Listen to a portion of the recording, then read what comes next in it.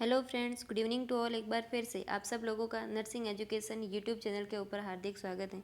हम पढ़ रहे थे नॉर्सेट 2023 के लिए एनक्लेस सीरीज। हमने एंडोक्राइन सिस्टम के 3 पार्ट पढ़े। आज अपन पढ़ रहे हैं पार्ट 4 के अंदर कुछ और इम्पोर्टेंट एमसीक्यू की बात करेंगे। उसके बाद अपन जो है नेक्स्ट सिस्टम स्टार्ट करेंगे, कार्डियोवास्कुलर सिस्टम, जो काफ़ी बड़ा पोर्शन रखता है।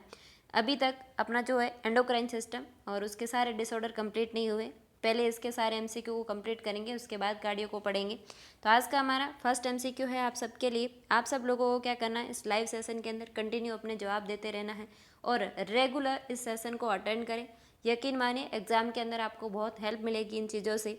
अगर आपका थ्योरेटिकल पोर्शन बहुत अच्छा है तो आपको एमसीक्यू प्रैक्टिस करने की बहुत ज़्यादा ज़रूरत है। आप लगातार एमसीक्यू प्रैक्टिस करें और लगातार थ्योरेटिकल पोर्शन को रिवाइज करते रहें। अगर कोई चीज़ आपकी गलत हो रही है तो आप उसी पार्ट की जा करके थ्योरी वापस पढ़ें कि कहाँ पे मैं गलती कर रहा हूँ, वो चीज़ देखें और लगातार एमसीक्यू प्रैक्टिस करें। जितनी ज़्यादा आप प्रैक्टिस करेंगे वही आपके लिए बेटर रहेगी। तो आज का हमारा फर्स्ट एमसीक्यू आप सबके लिए है। A 60-year-old female is diagnosed with hypothyroidism. The nurse should assess the client for which of the following? मरीज किस चीज़ का है? हाइपोथायरॉयडिज्म का मरीज है। इसके अंदर आप क्या असेस करेंगे, ऐसा आपसे पूछा जा रहा है। ऑप्शन ए के अंदर लिखा है टेकिकार्डिया होता है मरीज में, option B diarrhoea, option C weight gain और ऑप्शन डी के अंदर है नोजिया। ये जो नोजिया वाली कंडीशन है ये तो ना हाइपो में होती है ना हाइपर के अंदर होती है। नोजिया वाली प्रॉब्लम कब होती है, जब मरीज का नर्व सिस्टम या जीआई सिस्टम अफेक्ट होता है तब होती है। ऑप्शन ए के अंदर टैकीकार्डिया लिखा है। टैकीकार्डिया कौन से मरीजों के अंदर रहेगा, जो मरीज किसके हैं, हाइपरथायरॉयडिज्म के, किसके हैं, हाइपरथायरॉयडिज्म के। और डायरिया भी कौन से मरीजों के अंदर रहेगा, जिसके अंदर मेटाबॉलिज्म फास्ट हो रहा है। जो कंडीशन कौन सी रहती है, T3 T4 हार्मोन बढ़े हुए, यानी कि हाइपरथायरॉयडिज्म वाली कंडीशन। और वेट गेन वाली प्रॉब्लम किसके साथ रहती है, जो मरीज हाइपोथायरॉयडिज्म का है उसके साथ रहती है। इसका क्या रीजन है कि उसका वेट क्यों बढ़ता है। हाइपोथायरॉयडिज्म के अंदर मैंने आपको पहले भी बताया कि हाइपोथायरॉयडिज्म के अंदर मरीज के अंदर T3 और T4 हार्मोन का लेवल लो रहता है और उसकी वजह से मेटाबॉलिज्म लो रहता है, क्योंकि T3 T4 का काम क्या है, अपने बीएमआर को मेंटेन करने का काम करते हैं। और ये जब हार्मोन बॉडी के अंदर नहीं है तो ऐसे मरीजों के अंदर उनका मेटाबॉलिज्म स्लो रहेगा, डाइजेशन स्लो रहेगा। तो ऐसी कंडीशन में क्या होता है, फैट का डिपोजिशन बॉडी में ज़्यादा होता है और वेट गेन होता है। तो इसका आंसर क्या रहेगा, C is the correct answer. Hypothyroidism के साथ में वेट गेन की प्रॉब्लम रहती है, मरीज लिथार्जी रहता है और मरीज़ के अंदर लॉस ऑफ लिबिडो वाली कंडीशन रहती है। इसके अलावा बहुत ज़्यादा थकान रहती है मरीज़ के अंदर और डिप्रेसिव टाइप का मूड रहता है ऐसे मरीजों का। ये सारे सिम्टम किसके रहते हैं, जो मरीज हाइपोथायरॉयडिज्म के होते हैं उनके साथ रहते हैं। नेक्स्ट एमसीक्यू अपना, appropriate nursing diagnosis for the client with hypothyroidism would include which of the following? जो मरीज क्या है, हाइपोथायरॉयडिज्म का है, उसके लिए आपको बनाना है नर्सिंग डायग्नोसिस। तो इन चारों में से कौन सा बेस्ट है, जो मरीज हाइपोथायरॉयडिज्म का है उसके लिए नर्सिंग डायग्नोसिस आपको बनाना है। ऑप्शन ए के अंदर लिखा है risk for injury related to incomplete closure of eyelid. तो ये कौन सी कंडीशन को इंडिकेट कर रहा है, जो आपने पढ़ी थी एक्सोप्थैलेमस। कौन सी कंडीशन, एक्सोप्थैलेमस के अंदर मरीज का जो है आई बॉल का प्रोट्रूजन हो जाता है और वो अपने आई लिड को क्लोज ढंग से नहीं कर पाता है। और ये कंडीशन कौन से मरीज के साथ थी, जो मरीज हाइपरथायरॉयडिज्म का है उसके साथ थी। तो हाइपो के अंदर तो ये कभी भी डायग्नोसिस नहीं बनेगा। ऑप्शन बी के अंदर लिखा है imbalance nutrition less than body requirement related to hypermetabolism. तो हाइपर मेटाबॉलिज्म किसके अंदर होता है, जिस मरीज के अंदर T3 T4 बढ़े हुए हैं। और वो कौन सा मरीज होता है, जो मरीज हाइपरथायरॉयडिज्म का होता है उसके साथ। तो ये हाइपो के अंदर ये भी डायग्नोसिस नहीं बनेगा। ऑप्शन सी के अंदर लिखा है deficient fluid volume related to diarrhoea. ये कंडीशन भी किसके साथ रहेगी, जो मरीज हाइपरथायरॉयडिज्म का है उसके साथ रहेगी। हाइपो वाले मरीज के अंदर फ्लूइड वॉल्यूम डेफिसिट होने की रिस्क नहीं रहती है। उनके अंदर क्या होता है, फ्लूइड का रिटेंशन होता है, फ्लूइड वॉल्यूम लॉस नहीं होता है। ऑप्शन डी के अंदर बिल्कुल करेक्ट लिखा है activity intolerance related to fatigue associate with the disorder. जो मरीज हाइपोथायरॉयडिज्म के होते हैं उनके अंदर क्या है, फटीग रहती है, बहुत ज़्यादा थकान रहती है, लेथार्जिक मरीज रहते हैं और एक्टिविटी इंटॉलरेंस रहते हैं। जैसे ही थोड़ा बहुत काम करते हैं वो थक जाते हैं। तो ये कंडीशन किसके साथ देखी जाएगी, जो अपना मरीज हाइपोथायरॉयडिज्म का है उसके साथ में ये बेस्ट डायग्नोसिस रहेगा। तो इसका आंसर क्या रहेगा, D is the correct answer. Next MCQ अपना, when discussing recent onset of feeling of sadness and depression in the client with hypothyroidism, the nurse should inform the client that these feeling are। मरीज के अंदर depression और जो है sadness वाली feeling रह रही है, जो मरीज हाइपोथायरॉयडिज्म का है अगेन, और ये फीलिंग उसके अंदर क्यों रहेगी, ये नर्स को इन्फॉर्म करना, उस पेशेंट को समझाना है कि ये फीलिंग आपके अंदर क्यों आ रही है। तो इन चारों ऑप्शन में से कौन सा बेस्ट आंसर रहेगा वो आपको जवाब देना है। ऑप्शन ए के अंदर लिखा है the effect of thyroid hormone replacement therapy and will diminished over time. Option B के अंदर लिखा है related to thyroid hormone replacement therapy and will not diminished over time. Option C के अंदर लिखा है a normal part of having a chronic illness. Option D के अंदर लिखा है most likely related to low thyroid hormone level and will improve with treatment. तो ये जो ऑप्शन डी के अंदर लिखा है ये बिल्कुल करेक्ट है। ये क्या है, ये कंडीशन आपके साथ क्यों आ रही है, क्योंकि आपकी बॉडी के अंदर थायराइड हार्मोन कम है। लेकिन अगर आप इसको जो है ट्रीटमेंट के साथ स्टार्ट करोगे, आपकी थायराइड की जो टैबलेट आती है थायरोक्सिन की, उसको आपने सुबह उठते ही भूखे पेट लेना स्टार्ट कर दिया तो आपकी कंडीशन इंप्रूव हो जाएगी। ये क्या है, बेस्ट एक्सप्लेनेशन है इस कंडीशन का। मरीज को हाइपोथायराइडिज्म है और उसके अंदर सैडनेस और डिप्रेशन वाली फीलिंग आ रही है, तो उसका लॉजिक आपको एक्सप्लेन करना है कि ये सिम्टम आपके अंदर क्यों आ रहे हैं। तो आपको बताना है कि आपकी बॉडी के अंदर थायराइड हार्मोन कम है और अगर आप ट्रीटमेंट लेना स्टार्ट करोगे तो ये कंडीशन आपकी इंप्रूव हो जाएगी। जैसे ही थायराइड हार्मोन आपको बॉडी के अंदर मिलना स्टार्ट हो जाएगा तो ये सिम्टम आपके मिनिमाइज हो जाएंगे। ये बात बिल्कुल करेक्ट आंसर है। ये क्या है, इस कंडीशन के साथ में ये क्रोनिक इलनेस है। जी हाँ, ये क्रोनिक तो है, लेकिन इसके अंदर आपको जो है बेस्ट एक्सप्लेनेशन देना है, तो आंसर सी नहीं हो सकता इसका। ये दोनों अपोजिट जो ऑप्शन दे रखे हैं, एक कह रहा है ओवर टाइम डिमिनिश्ड हो जाता है, एक बोलता है ओवर टाइम डिमिनिश्ड नहीं होता है, तो ये इसके ट्रीटमेंट से रिगार्डिंग सही ऑप्शन नहीं है। ट्रीटमेंट के साथ में क्या होता है, आपके सिम्टम मिनिमाइज हो जाएंगे और आपकी बॉडी के अंदर जैसे ही थायराइड हार्मोन आएगा तो आपके सिम्टम मिनिमाइज हो जाएगा। ये बेस्ट आंसर है इसका। आंसर इसका क्या रहेगा, D is the correct answer. Next MCQ, the nurse is teaching a diabetic client using on empowerment approach. The nurse should initiate teaching by asking which of the following।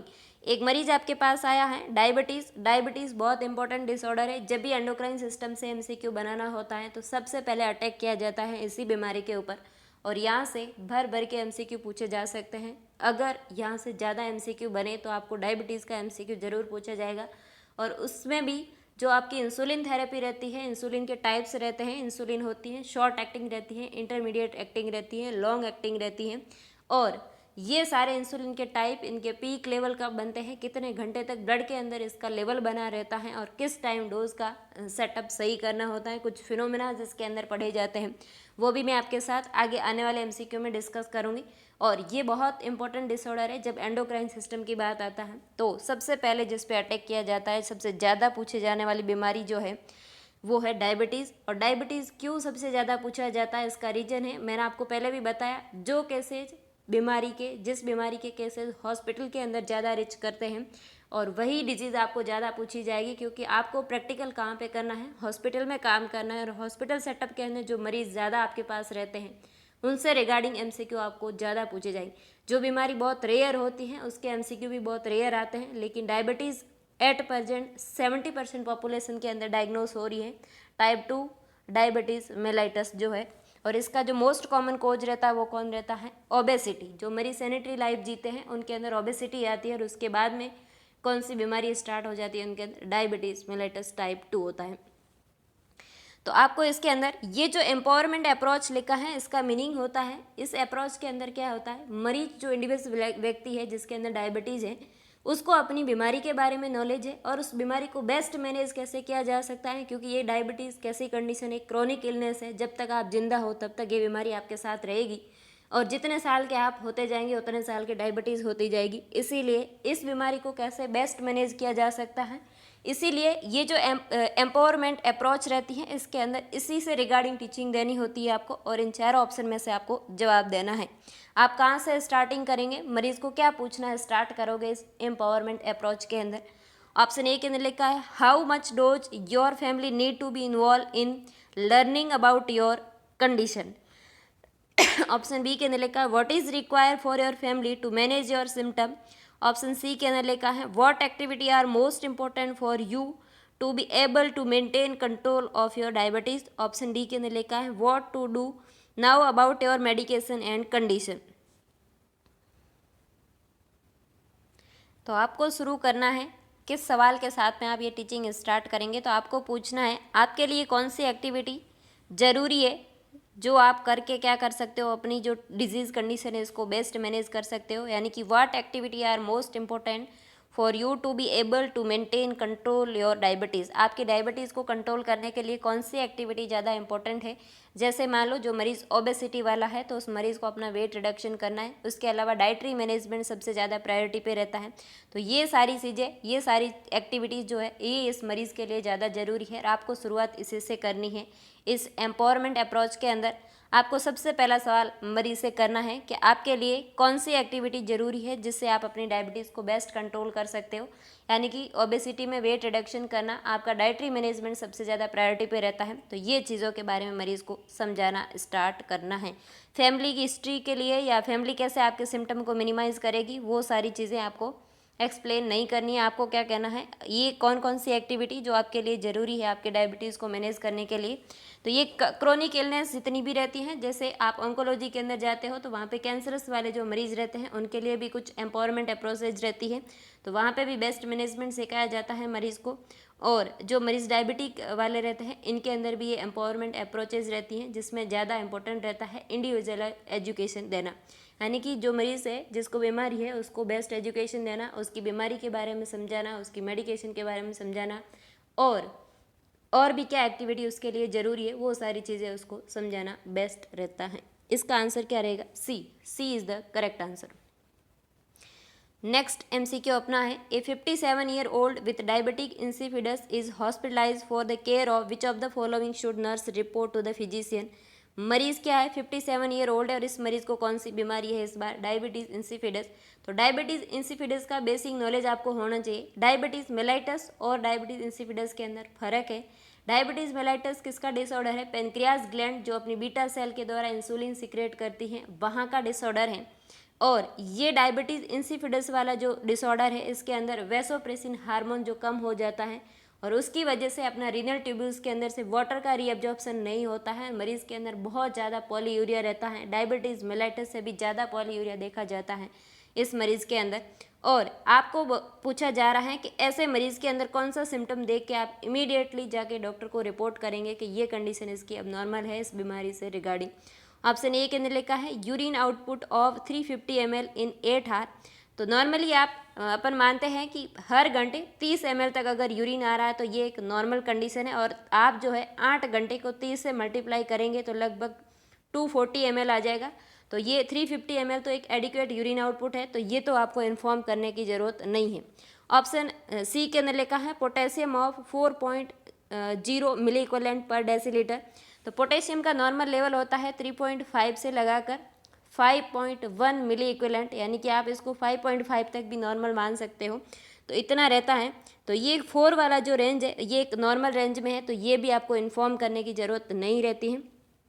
और सबसे important बात, जो मरीज़ diabetes insipidus का है जिसके अंदर polyuria है, जब आपकी बॉडी से वाटर लॉस होता है तो आपका वेट रिड्यूस होता है, वेट गेन नहीं होता है। तो वेट गेन वाली कंडीशन भी आपको डॉक्टर को इन्फॉर्म नहीं करनी है।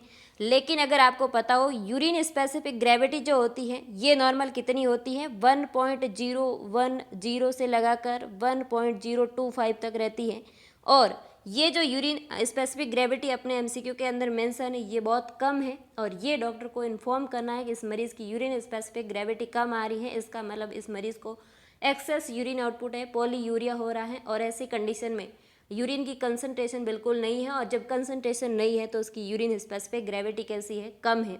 और इस मरीज़ के अंदर एक टेस्ट परफॉर्म किया जाता है जिसको बोलते हैं वाटर डिप्राइवेशन टेस्ट बोला जाता है। इस टेस्ट का नाम क्या होता है? वाटर डिप्राइवेशन नाम से एक टेस्ट परफॉर्म किया जाता है जिसके अंदर 24 आवर यूरिन कलेक्शन किया जाता है और उसके बाद में टेस्ट के अंदर यूरिन की स्पेसिफिक ग्रेविटी देखी जाती है। और ये यूरिन स्पेसिफिक ग्रेविटी अगर कम आ रही है तो आपको क्या करना है? डॉक्टर को इन्फॉर्म करना है कि ये मरीज़ के अंदर यूरिन स्पेसिफिक ग्रेविटी बहुत कम आ रही है। तो इसका आंसर क्या रहेगा? B is the correct answer. Next MCQ अपना, Client with type 1 diabetes mellitus has diabetic ketoacidosis. Which of the following finding has the greatest effect on fluid loss? ये मरीज़ कैसा है? टाइप 1 का है। और इस मरीज़ के अंदर क्या हो रहा है? डायबिटिक कीटोएसिडोसिस के अंदर जा रहा है मरीज़। एक्सेस ब्लड ग्लूकोज लेवल बढ़ता है टाइप 1 के अंदर, तब उसका कॉम्प्लिकेशन क्या होता है? Diabetic ketoacidosis. क्योंकि आपकी बॉडी के अंदर ब्लड के अंदर ग्लूकोज का लेवल बहुत ज़्यादा बढ़ता है, लेकिन आपकी बॉडी सेल को ग्लूकोज नहीं मिल रहा है क्योंकि आपकी बॉडी के अंदर इंसुलिन नहीं है। इंसुलिन होता है वो ग्लूकोज को पकड़ के सेल को देता है, लेकिन अभी इस कंडीशन में इंसुलिन नहीं है। तो ऐसी कंडीशन में आपके जो ब्लड ग्लूकोज का लेवल है जो 600 700 को क्रॉस कर चुका है, लेकिन आपकी बॉडी सेल को नहीं मिलता है। तो ऐसी कंडीशन में आपकी बॉडी की जो फैट है उसका ब्रेकडाउन होता है। जब फैट का ब्रेकडाउन होगा तो बॉडी के अंदर कीटोन बनती है, और ऐसी कंडीशन को अपन क्या बोलते हैं, डायबिटिक कीटोएसिडोसिस। और ये मरीज़ बहुत ज़्यादा डिहाइड्रेट हो जाता है जब इस बॉडी के अंदर कीटोन बढ़ता है, बहुत ज़्यादा कीटोन होता है। दूसरी तरफ ब्लड के अंदर एक्सेस शुगर है, और ऐसी कंडीशन में मरीज़ को एक्सेस पॉलीयूरिया होता है, और मरीज़ कैसा हो जाता है, डिहाइड्रेट हो जाता है। और आपको बोला जा रहा है कि इस कीटोएसिडोसिस कंडीशन के अंदर किसकी वजह से ज़्यादा फ्लूइड लॉस हो रहा है, ये आपसे पूछा जा रहा है। ऑप्शन ए के अंदर लिखा है हाइपरटेंशन, ऑप्शन बी के अंदर लिखा है decrease serum potassium level, option C के अंदर लिखा है रैपिड डीप रेस्पिरेशन, और ऑप्शन डी के अंदर लिखा है वार्म ड्राई स्किन। जिस मरीज़ के अंदर फ्लूइड लॉस होता है उस मरीज़ के अंदर हाइपरटेंशन नहीं हो सकता है, क्या होगा, हाइपोटेंशन होगा। और हाइपोटेंशन के साथ में मरीज़ के अंदर क्या देखा जाता है, टैकीकार्डिया देखा जाता है। ऑप्शन बी के अंदर लिखा है डिक्रीज सीरम पोटेशियम लेवल, तो पोटेशियम लेवल डिक्रीज हो सकता है, लेकिन ये क्या है, एक हाई हेल्डिंग पॉइंट नहीं है कि जहाँ से आपको ये बोला जा सकता है कि आप जो है फ्लूइड लॉस होने का कारण पोटेशियम है। फ्लूइड लॉस होने का कारण पोटेशियम नहीं है, लेकिन इस फ्लूइड के साथ में पोटेशियम एक्सक्रीट आउट हो जाता है। ऑप्शन डी के अंदर लिखा है वार्म ड्राई स्किन रहती है, तो वार्म ड्राई स्किन नहीं रहती है। जिन मरीजों के अंदर कीटोएसिडोसिस होता है वो मरीज़ कैसे होते हैं, हाइपोटेंशन में जाते हैं, टैकीकार्डिया होता है, कूल स्किन हो जाती है, स्वेटिंग होती है। तो इन मरीजों के अंदर वार्म ड्राई स्किन नहीं रहती है। लेकिन ये जो वाटर लॉस हो रहा है इसका रीज़न क्या है, डीप और रैपिड रेस्पिरेशन होता है। इस कंडीशन को अपन बोलते हैं कुसामॉल रेस्पिरेशन। क्या बोलते हैं, कुसामॉल रेस्पिरेशन। अगर आपने पढ़ा है तो उस कंडीशन की मीनिंग क्या है, कुसामॉल रेस्पिरेशन का मीनिंग होता है रैपिड एंड डीप ब्रीथिंग होना। अगर आपने इनसेंसिबल लॉस और सेंसिबल लॉस अगर आपने कभी पढ़ा है तो अपना जो लंग्स होता है यहाँ से क्या है, इनसेंसिबल वाटर लॉस होता है। नॉर्मली पर डे 600 के अराउंड एवरेज इतना फ्लूइड लॉस होता है अपना वेपराइजेशन के द्वारा, यानी कि जो अपन इंस्पिरेशन और एक्सपिरेशन करते हैं इसके साथ में नॉर्मली लॉस होता है। लेकिन अगर आप डीप और रैपिड ब्रीथिंग कर रहे हो तो ऐसी कंडीशन में मोर देन 1000 ml ब्लड जो आपका वाटर है बॉडी का वो लॉस हो जाएगा। और डायबिटिक कीटोएसिडोसिस के अंदर वाटर लॉस दो तरीके से होता है, एक तो इस इनसेंसिबल लॉस होता है, दूसरा मरीज़ के अंदर एक्सेस पॉलीयूरिया होता है। तो आपको इसमें वाटर लॉस से रिगार्डिंग पूछा है कि डायबिटीज़ मेलाइटस के अंदर कीटोएसिडोसिस वाली कंडीशन है और ग्रेटेस्ट इफेक्ट किस में से आ रहा है, तो इसके अंदर पॉलीयूरिया कहीं मेंशन नहीं है। उसके अंदर पॉलीयूरिया मरीज़ के अंदर होता है, लेकिन ये इस ऑप्शन के अंदर कोई मेंशन नहीं है पॉलीयूरिया। तो इसके अंदर मेंशन क्या है, कुसामॉल रेस्पिरेशन जो है मेंशन की हुई है। तो इसका करेक्ट आंसर क्या रहेगा, C is the correct answer. जो सेंसिबल लॉस होता है वो होता है यूरिन आउटपुट, जो अपन देख पाते हैं उस कंडीशन को अपन बोलते हैं सेंसिबल। और जिस चीज़ को अपन नहीं देख पा रहे हैं यानी कि वेपराइजेशन के द्वारा हर दिन 24 घंटे के अंदर 600 ml से ज़्यादा जो अपना है वो फ्लूइड वॉल्यूम लॉस होता है, लेकिन अपने को दिखता नहीं है, वो कैसा है, इनसेंसिबल है। और ये जो कुसामॉल रेस्पिरेशन है मरीज जो है इसके अंदर रैपिड डीप रेस्पिरेशन करता है, तो इसके अंदर जो है इनसेंसिबल वाटर लॉस ज़्यादा होता है, ग्रेटेस्ट इफेक्ट इसी का आता है। इसके अलावा मरीज के अंदर एक्सेस पॉलीयूरिया रहता है। तो इसका आंसर क्या रहेगा, C is the correct answer. Next MCQ अपना,